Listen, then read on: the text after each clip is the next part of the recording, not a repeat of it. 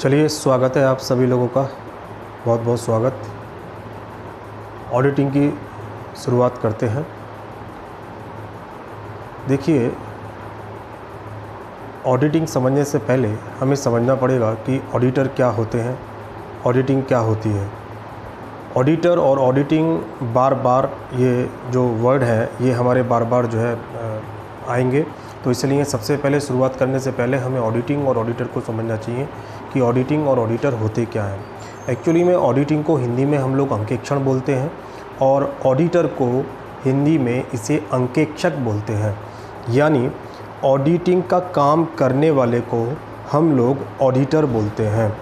जिस प्रकार से एक डॉक्टर अपने काम को करने के लिए प्रैक्टिस बोलता है, जिस प्रकार एक पेंटर अपने काम को करने के लिए पेंटिंग बोलता है, जिस प्रकार एक इंजीनियर अपने काम को करने के लिए इंजीनियरिंग बोलता है, जिस प्रकार एक कुक खाना बनाने वाला जो होता है वो क्या बोलता है, कुकिंग बोलता है, जिस प्रकार से एक टीचर अपने पद्धति को, अपने काम को टीचिंग बोलता है, बिल्कुल सेम इसी तरीके से एक ऑडिटर अपने काम के कार्यशैली को, कार्य करने के तरीक़ों ऑडिटिंग कहता है। इसका मतलब ये हुआ कि ऑडिटर जो है वो काम को करने वाला होता है और ऑडिटिंग जो होता है वो क्या होता है कि उस कार्य करने की पद्धति, उस कार्य करने की शैली, उसे हम लोग क्या बोलते हैं, ऑडिटिंग बोलते हैं। अब बात ये आती है कि सर ऑडिटिंग होता क्या है, ऑडिटिंग कैसे किया जाता है, ऑडिटिंग किन किन चीज़ों का किया जाता है। तो सबसे पहले हमको यह समझना होगा कि ऑडिटिंग जो है वो किन चीज़ों का होता है या ऑडिटिंग का मीनिंग क्या है। देखिए, ऑडिटिंग का जो मीनिंग होता है वो यह होता है कि किसी भी खातों की जब हम जांच करते हैं, खातों का मतलब हो गया books of accounts, books of account का मतलब हो गया बुक कीपिंग और अकाउंटिंग, बुक कीपिंग और अकाउंटिंग का मतलब हो गया कि general ledger, trial balance, profit and loss account and balance sheet. ठीक है, इन चीज़ों की हम लोग चेकिंग जब करते हैं, यानी जब हम लोग खाते बनाते हैं तो हमको ये पता कैसे चलेगा कि हमारे खाते सही हैं या गलत हैं। तो इन खातों की चेकिंग करने के लिए हम जब किसी को बैठाते हैं, किसी को अपॉइंट करते हैं, तो उसे हम लोग बोलते हैं ऑडिटर। हालांकि ये बात अलग बाद में हम लोग सीखेंगे कि ऑडिटर कौन कौन हो सकते हैं, ऑडिटर का अपॉइंटमेंट कैसे कैसे हो सकता है, ये सब बातों की चर्चा हम लोग करेंगे। लेकिन बात ये आती है कि जिस प्रकार से एक कोई बेहतर खाना बनाने वाला अपना टेस्ट अगर चेक कराना चाहे तो वो कैसे बताएगा। जब कोई उसको चेक करेगा, टेस्ट करेगा, तब जाके पता चलेगा कि उसका खाना बहुत बढ़िया था या उसका खाना बहुत बेकार था। जिस प्रकार से आप लोग अपनी परीक्षा देकर आते हो, एग्ज़ामिनेशन हॉल में बैठकर अपना एग्ज़ाम देकर आते हो, तो क्या हमको यह पता चल जाता है उसी समय कि हमारा जो एग्ज़ाम हुआ है कैसा हुआ है, या हम बहुत होशियार हैं या हम बहुत बेकार हैं। यह हमको पता कब चलता है, यह हमको पता जब चलता है जब हमारा रिज़ल्ट आता है। और रिज़ल्ट का मतलब क्या हो गया कि आपने पूरे साल में जो सीखा, आपने पूरे समय में, पूरे साल में जो भी आप लोगों ने सीखा, उसको जब आप रिप्रेजेंट कर आते हैं कॉपी में, तो उस कॉपी की चेकिंग की जाती है और चेकिंग करने से पता चलता है कि आपने कितना सीखा और कितना नहीं सीखा। आप मार्क्स को गेट करते हैं कि इतना मार्क्स हमने पाए, इतने मार्क्स हमने नहीं पाए। तो बात ये आई कि इसका मतलब ये हुआ कि किसी भी एग्ज़ामिनेशन को वैलिडिटी देने के लिए हम कुछ ना कुछ जो चेकिंग करते हैं उसको क्या कहते हैं, तो उसको हम लोग ऑडिटिंग कहते हैं। यानी कि खाते बनाना एक हमारा नॉर्मल वर्क है।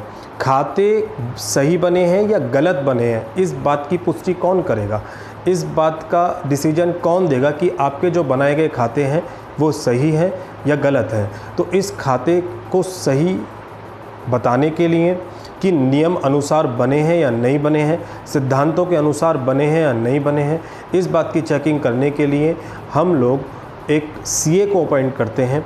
वो बाद में हम लोग सीखेंगे कि कौन कौन सी कंपनियों में किस किस तरह की जो एलिजिबिलिटी है वो अपॉइंट की जाती हैं। फ़िलहाल हम ये समझते हैं कि उसको खातों को चेक करने के लिए एक सीए का अपॉइंटमेंट किया जाता है, चार्टर्ड अकाउंटेंट का अपॉइंटमेंट किया जाता है, जो ये बताता है कि हमारे खाते सही हैं या गलत हैं। इसको हम लोग क्या बोलते हैं बच्चों, इसको हम लोग बोलते हैं ऑडिटिंग। क्या बोलते हैं, ऑडिटिंग। अच्छा, अब एक बात बार बार रिपीट हो रही है कि ऑडिटिंग जब भी कभी तुम्हारे पास आता है तो ऑडिटिंग में आप लोग देखिएगा कि ऑडिटिंग का अकाउंटिंग से रिलेशन बिल्कुल ऐसा है कि जैसे रोटी बेटी का संबंध, ऐसा रिलेशन है जैसे चोली दामन का संबंध। ठीक है ना। यानी अकाउंट्स के बिना ऑडिटिंग हो नहीं सकती है। ऑडिटिंग जब तक नहीं होगी उस अकाउंटिंग की कोई वैलिडिटी है नहीं। इसका मतलब ये हो गया कि अकाउंट्स बनाना तो कंपलसरी है, लेकिन उसकी ऑडिटिंग कराने से हमको उसकी वैलिडिटी मिल जाती है। इसका मतलब ये हुआ कि आप लोगों के पास 3 शब्द बार बार रिपीट होंगे और तीनों जो है हम लोगों को रिलेशन क्रिएट करना होगा। देखिए, एक तो आ रहा है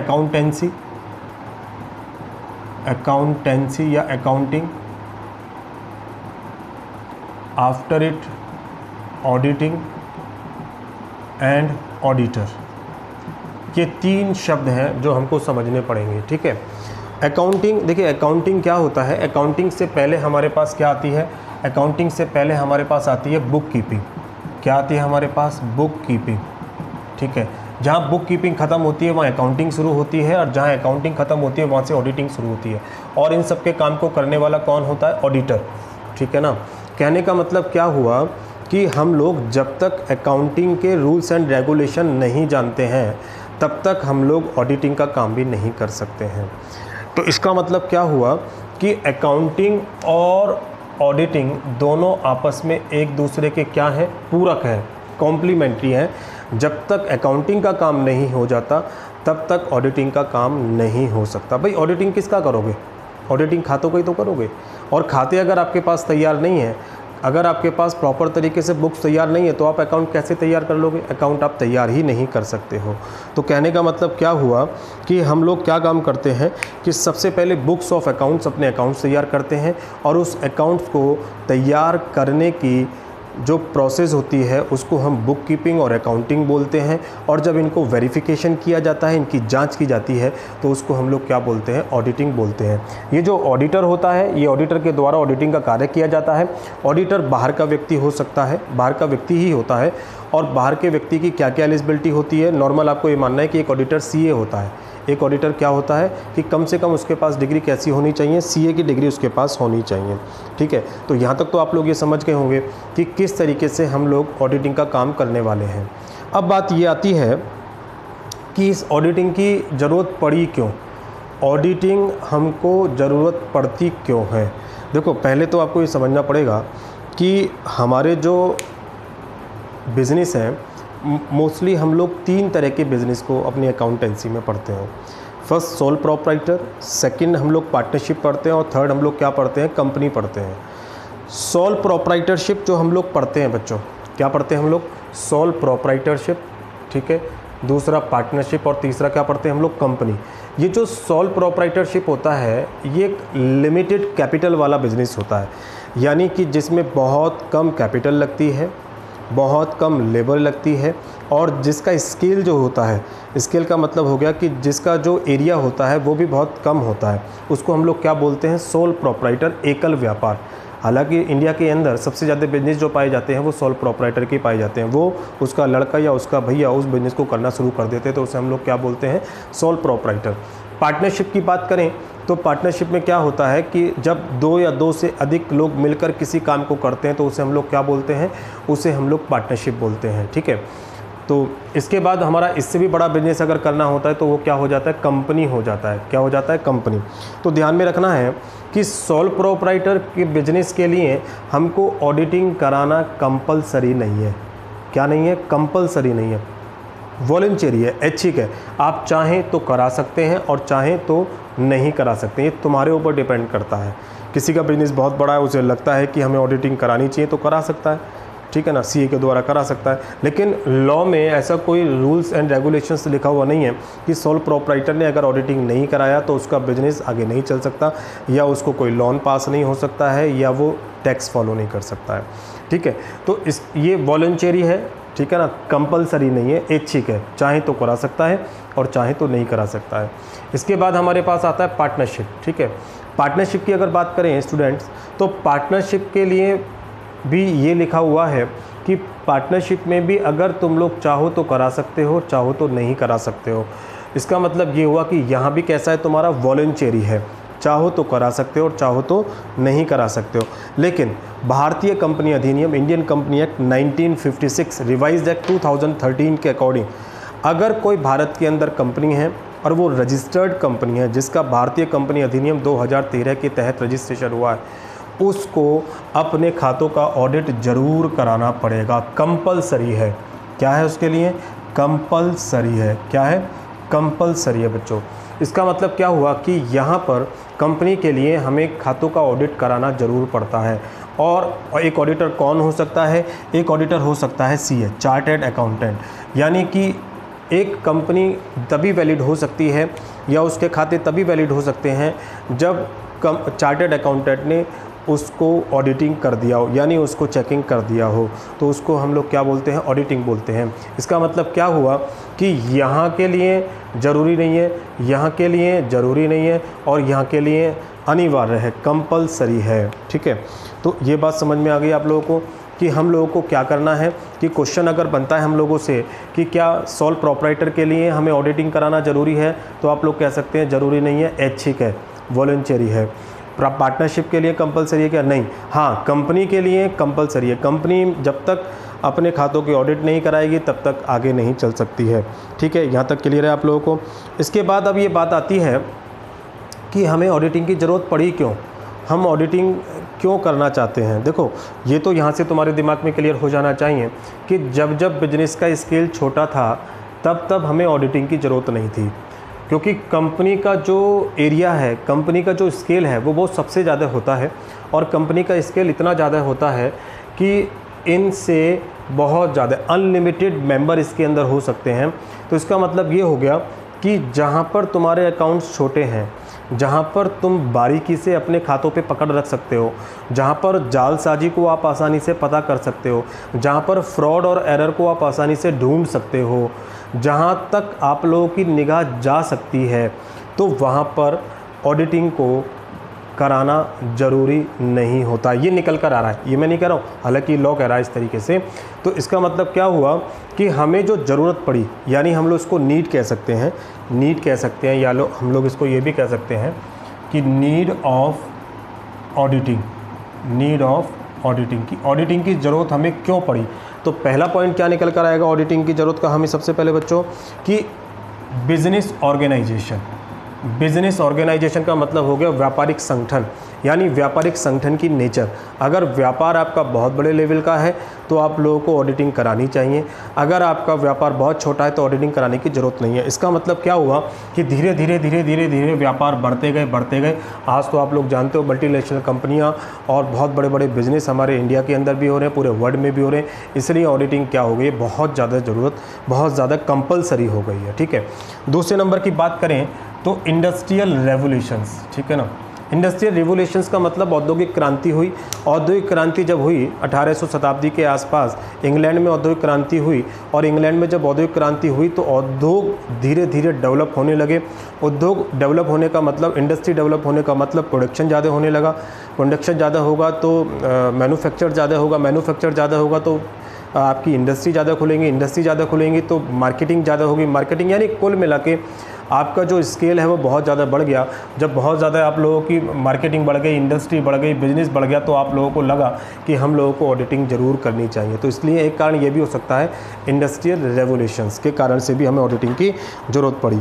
तीसरी बात हम लोग करें नंबर 3 पे, तो टैक्स। ठीक है ना, टैक्स प्रोविज़न कह सकते हैं या टैक्स के कारण से भी कह सकते हैं। देखिए, अब गवर्नमेंट जो है धीरे धीरे टैक्स लेती है, जीएसटी हो, चाहे सेल्स टैक्स हो, चाहे इनकम टैक्स हो। अब सेल्स टैक्स लेना है, चाहे इनकम टैक्स लेना है, चाहे कारपोरेट टैक्स लेना है, ये सभी तरह के बच्चों टैक्स अगर लेने हैं तो टैक्स लेने के लिए हमें खाते बनाने ज़रूर पड़ेंगे। खाते हमारे प्रॉपर तरीके से तैयार होने चाहिए, खातों में कोई जालसाजी नहीं होनी चाहिए, तो जभी तो आप टैक्स दे पाओगे। ठीक है ना, तो अब जिस प्रॉफिट पर आप टैक्स दे रहे हो वो प्रॉफिट सही है या गलत है, इस बात की जानकारी हमें कैसे होगी। तो इसकी जानकारी के लिए भी, इसकी वैलिडिटी के लिए भी हम लोगों ने क्या काम करा, ऑडिटिंग कराना शुरू कर दिया। या ये कहिए कि गवर्नमेंट ने कंपलसरी कर दिया कि अगर कोई जिसका जो है टैक्स लेना होता है या जिस कंपनी में जैसे बहुत सारा टैक्स देना होता है तो उसमें हमें कंपलसरी रूप से ऑडिटिंग करानी पड़ती है। तो इसका मतलब क्या हो गया, समझ में आ गया आप लोगों को कि जब जब टैक्स की बात आएगी तो टैक्स के कारण से भी हम लोगों को ऑडिटिंग जो है ज़्यादा करना पड़ा, ऑडिटिंग का डेवलपमेंट करना पड़ा या उसकी हमें आवश्यकता महसूस हुई। नंबर 4 की अगर हम लोग बात करें तो नंबर 4 पर हमारा आता है यहाँ पर शेयर होल्डर्स। ठीक है, नंबर 4 क्या आता है बच्चों हमारा? Share holders. ठीक है, शेयर होल्डर्स की अगर हम लोग बात करें तो शेयर होल्डर्स के साथ हमारे बहुत सारे हित जुड़े रहते हैं। ठीक है, शेयर होल्डर के साथ हमारे बहुत सारे हित जुड़े रहते हैं। शेयर होल्डर हो गया या क्रेडिटर हो गए या बैंक हो गया या जो है डिबेंचर होल्डर हो गए, जिन लोगों ने हमें लोन ले रखा है। क्या वो जानकारी नहीं चाहेंगे कि हमारी बिजनेस की पोजीशन क्या चल रही है, बिजनेस की पोजीशन अच्छी चल रही है, बेकार चल रही है, हमारे खाते अच्छे हैं बुरे हैं? तो इन खातों की चेकिंग करने के लिए वो लोग जानकारी चाहते हैं कि वैलिडिटी है या नहीं है, ट्रू एंड फेयर काम हो रहा है या नहीं हो रहा है।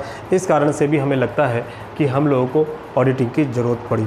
तो क्वेश्चन अगर बनता है, स्टैटिक क्वेश्चन अगर आप लोगों से बनता है कि जो है सबसे पहला जो कारण क्या रहा ऑडिटिंग के जन्म होने का या ऑडिटिंग के डेवलप होने का, तो आप लोग बताएंगे इंडस्ट्रियल रेवोल्यूशन, औद्योगिक क्रांति। ठीक है, और उसके बाद फिर नेचर ऑफ द बिजनेस का नेचर जैसे जैसे बड़ा होता गया उसके हिसाब से हम ऑडिटिंग की ज़रूरत ज़्यादा पड़ने लगी। टैक्स के कारण से, शेयर होल्डर के कारण से, शेयर होल्डर के आगे ये भी लिख सकते हो, शेयर होल्डर के आगे आप लोग यहाँ पर डिबेंचर होल्डर भी लिख सकते हो। ठीक है, बैंक भी लिख सकते हो, क्रेडिटर भी लिख सकते हो, डेटर भी लिख सकते हो। ठीक है ना, इन लोगों के लिए भी हम लोग क्या काम करेंगे, इन लोगों के लिए भी हम लोगों को ऑडिटिंग की ज़रूरत पड़ने लगी। ठीक है, तो यहाँ तक क्लियर हो गया आप लोगों को। चलिए अब हम बात करते हैं कि क्या ऑडिटिंग इसी 2000 या 20वीं शताब्दी में शुरू हुआ या 19वीं शताब्दी में शुरू हुआ या कौन सी शताब्दी में शुरू हुआ, हमें ये भी सीखना पड़ेगा। तो खूब सीधी सी बात हम करें तो पुराने समय की अगर बात करें, सतयुग की या त्रेता युग की या द्वापर युग की, तो उस समय भी खाते बनाए जाते होंगे। ऐसा नहीं है कि खाते नहीं बनाए जाते होंगे, खाते ज़रूर बनाए जाते होंगे। खाते, क्योंकि राजाओं का काम क्या होता था, टैक्स की वसूली करना और उस टैक्स को वसूल करके फिर उनको जो है अपने खजानों में भरना और फिर जनता के लिए खर्च करना, सबसे अलग अलग तरीके से जो है टैक्स वसूलना। तो इसका मतलब ये हो गया कि वहाँ भी खाते मेंटेन तो होते होंगे। ठीक है ना, और आप लोगों ने ये तो जाना ही है कि कौटिल्य जो अर्थशास्त्र के जनक कहे जाते हैं, उन्होंने तो सारे टैक्स सिस्टम को रिफॉर्म करा ही करा था, इकोनॉमिक्स सारी उन्होंने ही बनाई। तो अब हुआ क्या कि ऐसी कंडीशन में क्या हुआ कि हम क्या माने कि हमारा जो अकाउंट से कब शुरू हुआ। देखो सीधी सी बात ये है कि अकाउंट्स जो हमारे यहाँ सिस्टोमेटिक तरीके से आया वो 1494 में आया। कब आया स्टूडेंट्स? 1494, 1494 ईस्वी में आया। कब आया?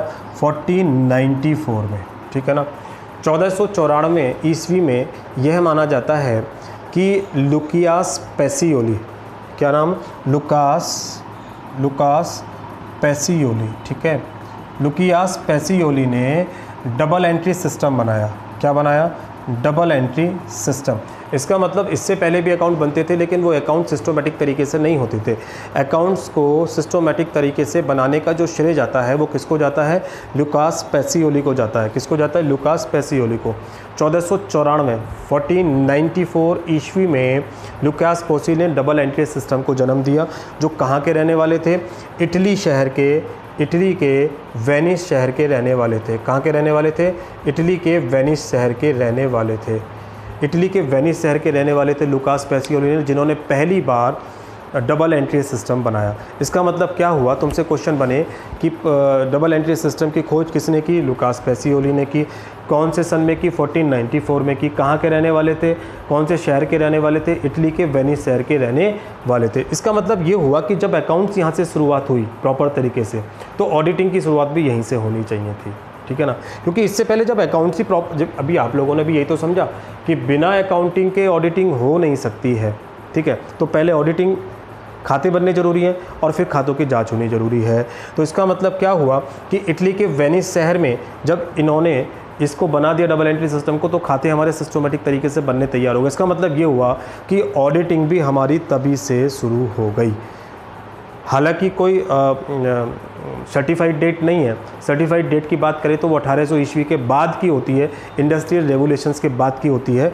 लेकिन हम ये मानते हैं कि जब खाते यहाँ से व्यवस्थित रूप से बनने तैयार हो गए तो इसका मतलब ये हुआ कि हमारे जो ऑडिटिंग की शुरुआत है वो भी लगभग यहाँ से शुरू धीरे धीरे हो गई होगी। हाँ, अपने चरम सीमा पर नहीं पहुँची होगी, वो बात अलग है।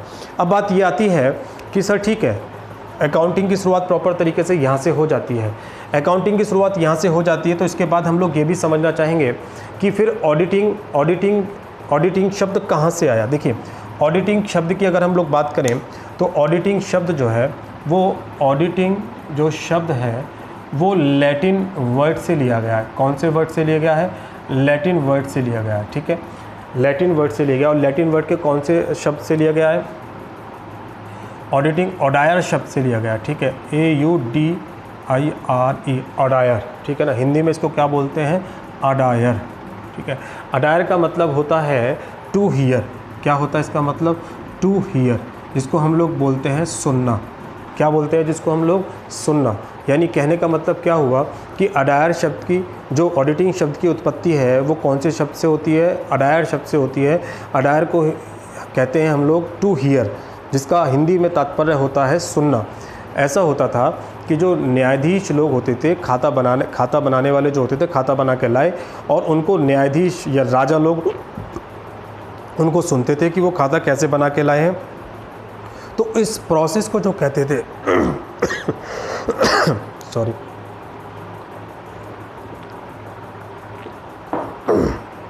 इस प्रोसेस को जो हम लोग कहते हैं वो क्या कहते हैं हम लोग?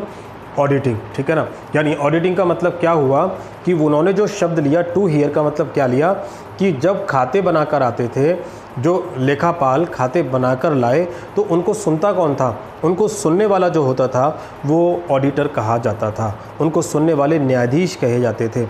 ठीक है ना, तो न्यायाधीश जब सुनने वाला, तो सुनने वाले को क्या कहने लगे? सुनने वाले को कहते हैं अडायर, और अडायर शब्द से निकला ऑडिटिंग। ठीक है ना, बाद में वो बात अलग है कि ऑडिटर का काम सुनने के अलावा खातों को मेंटेन करना, खातों को देखना, खातों को चेक करना, खातों के नियमों की जानकारी रखना, ये सब भी तय कर दिया गया। इसका मतलब अगर बात करी जाए तो 1494 ईस्वी में हम लोगों ने चर्चा की आप लोगों से कि डबल एंट्री सिस्टम का जन्म हुआ और ऑडिटिंग शब्द लैटिन भाषा के ऑडायर शब्द से पैदा हुआ। ठीक है, अब ये बात आती है कि हम लोग अगर देखें तो कौन से सदी से या कौन से सन से या कौन सी तारीख से पूरे विश्व में ये जो ऑडिटिंग है कब से अनिवार्य की गई। तो देखिए, सबसे पहला जो डेट आता है इसके अंदर 1844 आती है। कौन सी डेट आती है बच्चों? 1844, 1844। ठीक है, 1844 में सबसे पहले इंग्लैंड कंपनी अधिनियम के तहत इंग्लैंड के कंपनी अधिनियम 1844 के तहत यह नियम पारित किया गया कि किसी भी कंपनी को अपना अंकेक्षण कराना अनिवार्य होगा। यानी क्या बात हुआ कि 1844 का इंग्लैंड कंपनी अधिनियम, कौन सा? इंग्लैंड कंपनी अधिनियम में यह पास किया गया कि उसको अपने खातों का ऑडिटिंग कराना क्या होगा? कंपलसरी होगा। अपने खातों की जांच कराना क्या होगा? कंपलसरी होगा। इसका मतलब अगर क्वेश्चन बनता है कि पूरे विश्व में सबसे पहले ऑडिटिंग की शुरुआत कौन सी तारीख से की गई, तो आप लोग कहेंगे 1844 से की गई। क्या कहेंगे आप लोग? 1844 से इंग्लैंड के कंपनी अधिनियम में खातों की जाँच करना को अनिवार्य किया गया। देखिए, क्योंकि इंडस्ट्रियल रिवोल्यूशंस जो हुआ था वो जो इंग्लैंड में ही हुआ था, ब्रिटेन में ही हुआ था, और उस समय क्या हुआ था? ब्रिटेन इंग्लैंड की बात है, इन लोगों ने ही पूरे विश्व पर राज किया। इसलिए सबसे ज़्यादा फैसिलिटीज़ या सबसे ज़्यादा जो पैसा होता था वो इन्हीं के पास होता था। इसीलिए शुरुआत जो की गई, जब उद्योग सबसे ज़्यादा इंग्लैंड के अंदर थे, जब इंडस्ट्री सबसे ज़्यादा यहीं पर थी, तो सीधी सी बात है तो खातों की जांच भी यहीं पर होगी। खाते जब यहाँ सबसे ज़्यादा बनते होंगे तो खातों की जांच भी यहीं अनिवार्य कर दी गई। ठीक है, तो 1844 में इंग्लैंड कंपनी अधिनियम के तहत सबसे। इसके बाद 11 मई 1880 की बात करें तो 11 मई 1880 को ICA, institute of chartered accountant act, यानी इंस्टीट्यूट ऑफ चार्टर्ड अकाउंटेंट बनाया गया। और ये कहाँ पर बनाया गया? इंग्लैंड में ही बनाया गया। यानी इसका मतलब ये हुआ कि सीए बनाने के लिए सबसे पहला जो इंस्टीट्यूट खुला पूरे विश्व में वो इंग्लैंड में खुला। कहाँ खुला? इंग्लैंड में खुला। कौन सी तारीख को खुला? 11 मई 1880 को। यानी इंस्टीट्यूट ऑफ चार्टर्ड अकाउंटेंट्स की स्थापना जो की गई वो 11 मई 1880 की गई। और कहाँ पर की गई? इंग्लैंड में की गई। बात समझ में आती है? यानी यहाँ पर 1844 में पहले इंग्लैंड कंपनी अधिनियम के तहत ये तय किया गया कि यहाँ पर खातों की जांच करना अनिवार्य कर दिया गया और यहाँ से एक इंस्टीट्यूट ऑफ चार्टर्ड अकाउंटेंट्स की स्थापना की गई। भारत में नहीं, सिर्फ इंग्लैंड की बात कर रहे हैं अभी हम लोग, ठीक है। इसके बाद हम आगे की तरफ चलते हैं तो 1923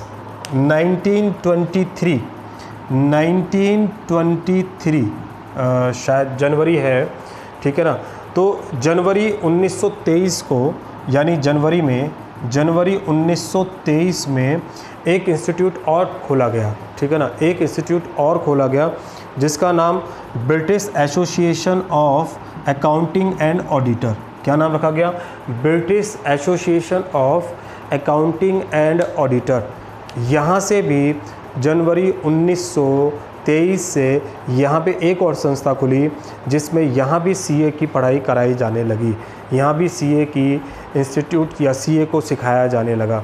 भारत में जिस भी कंपनी का रजिस्ट्रेशन होता था वो यहाँ की अगर डिग्री लिए हुए है, यहाँ से अगर पास है तो वो खातों की ऑडिटिंग कर सकता था या फिर यहाँ से करा हुआ हो, ठीक है। तुम्हें तो पता ही है कि 1947 से पहले भारत इन्हीं के अधिकार में था। तो यहीं से सब इंग्लैंड से पढ़ के आते थे, लॉ की पढ़ाई करके आते थे, ब्रिटेन से पढ़ के आते थे। यहाँ से पढ़ने के बाद फिर वो जो है खातों की जांच करते थे। तो इसका मतलब सीधी सी बात कि जनवरी 1923 को British association of accounting and auditor की स्थापना की गई। यहाँ से भी ऑडिटर बनाए जाने लगे। क्लियर है यहाँ तक? अगर बात करें तो हम लोग, अगर भारत के परिप्रेक्ष्य से बात करी जाए, इंडिया के फेवर की अगर बात करी जाए स्टूडेंट्स, तो इंडिया में शुरुआत कब से होती है? इंडिया की अगर शुरुआत करें तो इंडिया में ऑडिटिंग का इतिहास वैसे 1914 से माना जाता है, क्योंकि एक भारतीय कंपनी अधिनियम रिवाइज़ किया गया 1913 में। तो वहाँ पर यह कंपलसरी किया गया कि भारत में जो भी कंपनी होगी उसके खातों का ऑडिटिंग कराना क्या होगा? कंपलसरी हो जाएगा। तो लेकिन अगर मैं बात करूँ इंडिया के फेवर की, तो इंडिया के फेवर की बच्चों बात करूँ मैं तो देखो यहाँ पे मुझे थोड़ा सा डिलीट करना पड़ेगा। इसका स्क्रीनशॉट लेना चाहते हो तो ले लो। आप लोग इसके 1 मार्क्स के क्वेश्चन है, सब स्टैटिक क्वेश्चन आएंगे, सब आप लोग इसको नोट करते रहना, ठीक है। चलिएगा, भारत की अगर बात करें तो पहला कंपनी अधिनियम 1880, भारत में कंपनी अधिनियम 1880 की अगर बात करें तो 1880 में स्टूडेंट्स लिख दिया गया था, 1880 में ही लिख दिया गया था कि भारत में खातों की जांच कराना जो है उसके आर्टिकल्स में लिख दिया गया कि खातों की जांच कराने के लिए प्रोविज़न दिए गए थे। यानी अगर बात करें तो 1882 में भारतीय कंपनी अधिनियम, इंडियन कंपनी एक्ट, यहाँ देखिएगा, इंडियन कंपनी एक्ट 1880 में 1880 में ही इसके बारे में जानकारी दे दी गई थी।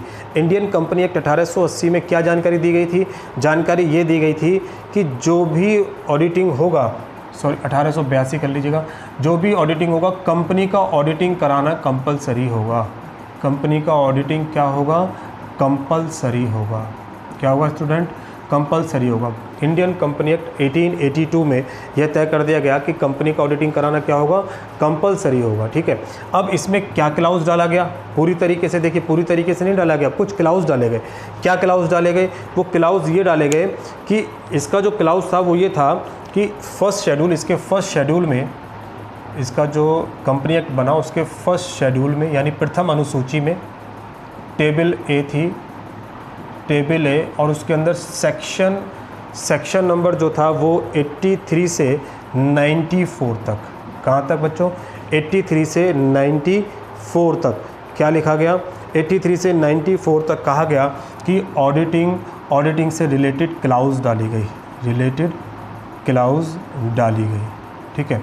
तो अगर प्रॉपर तरीके से नहीं, लेकिन कुछ ना कुछ इस वाले अधिनियम में, इंडियन कंपनी एक्ट 1882 में, इसमें ऑडिटिंग के बारे में थोड़ी बहुत शुरुआत कर दी गई थी, क्योंकि इंडियन कंपनी एक्ट के first schedule table A section 83 से लेकर 94 के बीच में इसके बारे में बताया गया था कि ऑडिटिंग क्या होती है, ऑडिटिंग की कैसी कैसी क्लाउज हैं, ऑडिटिंग के क्या राइट्स हैं, क्या ड्यूटी है, ऐसे बारे में बात कही जाती है। लेकिन लेकिन इंडियन कंपनी एक्ट 1882 को रिवाइज किया गया स्टूडेंट्स।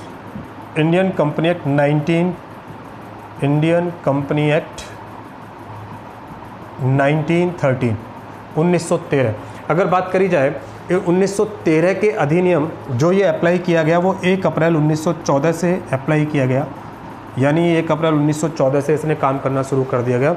उसमें ये क्लाउज डाली गई कि भारतीय कंपनी, अगर भारत के अंदर कोई स्थापित कंपनी है तो उसको ऑडिटिंग कराना कंपलसरी होगा। क्या होगा? उसको ऑडिटिंग कराना कंपलसरी होगा। यानी 1914 के तहत ये लिख दिया गया था कि भारत के अंदर कोई भी अगर कोई कंपनी होगी तो उसको क्या कहा जाएगा? उसको लेखा पुस्तकों की जाँच कराना क्या होगा? अनिवार्य होगा। तो यहाँ से अच्छा, खातों की जाँच करना तो कंपलसरी हो गया, लेकिन ऑडिटर तो हमारे लिए बनते नहीं थे। हमारे यहाँ इंडिया में तो कोई इंस्टीट्यूट ऑफ चार्टर्ड अकाउंटेंट बना हुआ नहीं था। तो कहाँ से करे हुए होते थे? इससे पहले वाली जो मैंने लिखाया था उसमें British association of accounting and auditor, वहाँ से, या England institute of chartered accountants जो 11 मई 1880 को बना, वहाँ से करे हुए सीए ही हमारे इन खातों की जांच कर सकते थे। हाँ, अगर भारत की बात करी जाए तो भारत में सबसे पहले अगर हमारी बात करी जाए तो 1918 में 1988 में कुछ इसकी शिक्षा, कुछ सीए से रिलेटेड एजुकेशन देने की बात की गई कि 1918 में हम लोग आएंगे। 1918 के आधार पर कुछ कहा गया कि 1918 में कि हम लोगों को इंडिया के अंदर भी ऑडिटिंग के बारे में कुछ जो है इंस्टीट्यूट खोलने चाहिए, या कुछ जो है कॉलेज खोलने चाहिए, या ऐसा इंस्टीट्यूट खोलना चाहिए जो इंग्लैंड के अंदर है। ये बात कब कही गई? 1918 में कही गई। तो 1918 में जब बात की गई, तो 1918 में ये बात जब की गई बच्चों, तो वहाँ प्रोविंस उस समय क्या होते थे? प्रोविंशियल हुआ करते थे। प्रोविंशियल का मतलब हो गया कि उस समय प्रांत हुआ करते थे। क्या होते थे? प्रांत। क्योंकि हमारा भारत गुलाम था तो उस समय क्या होते थे? प्रोविंशियल, प्रांत। तो अलग अलग प्रांत की अलग अलग अपनी पॉलिसी थी, जिसको अब हम राज्य कहते हैं। क्या कहते हैं? राज्य। तो उस 1918 में उस प्रांत, सबसे पहले प्रांत यानी बॉम्बे गवर्नमेंट ने, कौन सी गवर्नमेंट ने? बॉम्बे गवर्नमेंट ने इस पर पहल किया और बॉम्बे गवर्नमेंट ने स्टार्टिंग कर दी GDA, government diploma of accounting. Government diploma of accounting start कर दिया। गवर्नमेंट डिप्लोमा ऑफ अकाउंटिंग जैसे स्टार्ट हुआ तो यहाँ से सीखे हुए व्यक्ति भी अब भारत के अंदर ऑडिटिंग का काम कर सकते थे। GDA, government diploma of auditing. हालांकि इस पर जो है सरकार का नियंत्रण नहीं था। सरकार का नियंत्रण ना होने के कारण से इसको कोई वैलिडिटी नहीं होती थी। इस पर खूब जो है पक्षपात करने का आरोप लगाया जाता था, इसलिए ज़्यादा लंबे समय तक चल नहीं पाया।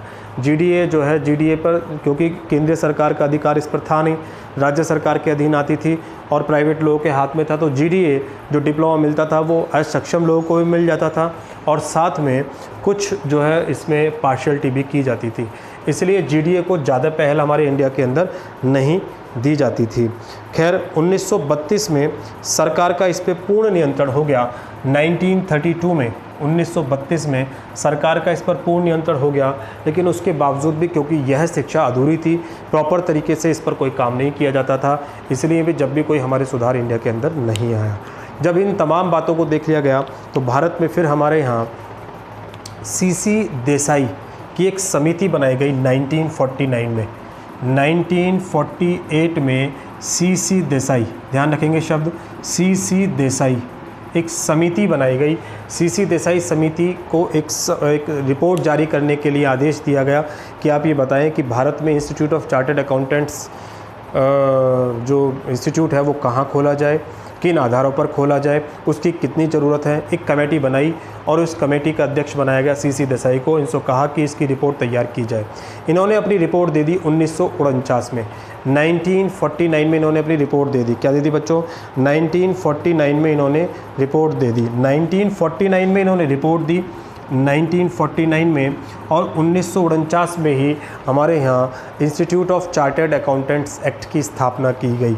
ICAI, institute of chartered accountants of India अधिनियम पास किया गया। ठीक है, जो एक ऐसी संस्था बनाई गई जो सीए तैयार करेगी।